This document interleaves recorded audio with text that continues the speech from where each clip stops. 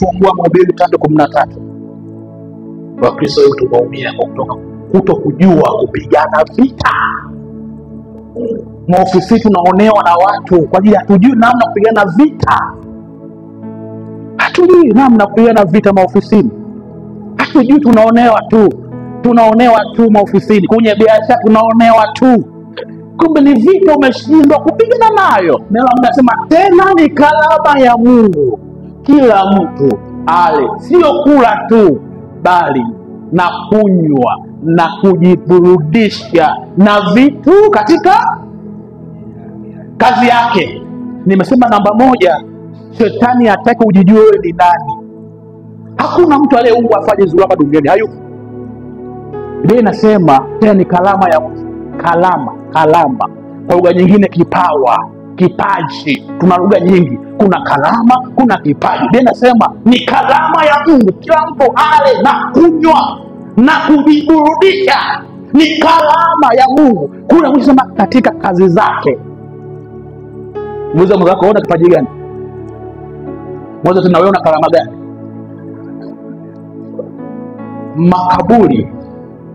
Makaburi yamelala na kalama za watu ambazo hawajafanyia kazi hapa duniani. Ukisoma vizuri hiyo Mhubiri, maana yake kalama ndio chanzo cha wewe kuwa tajiri. Ndio maana nasema ni karama ya Mungu ule na kunywa katika kazi zako zote. Okay, kitu chokalia umetengeneza wewe.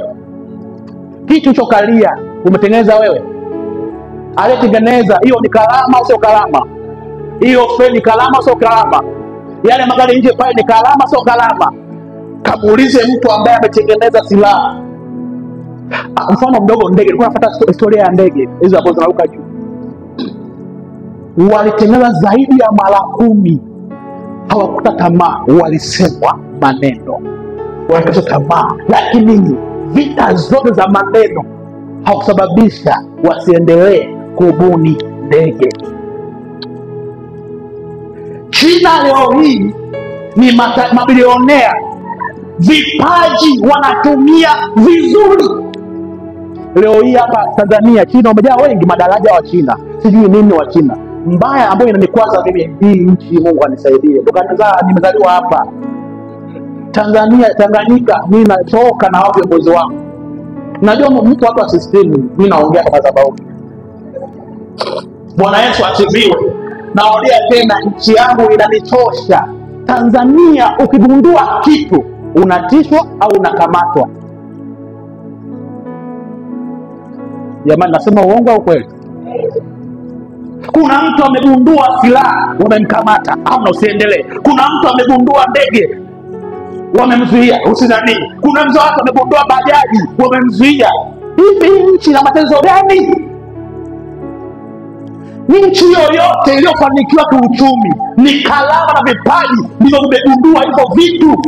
Kwa nchi yoyote inayotumia vipaji ni lazima hiyo nchi ifanikiwe.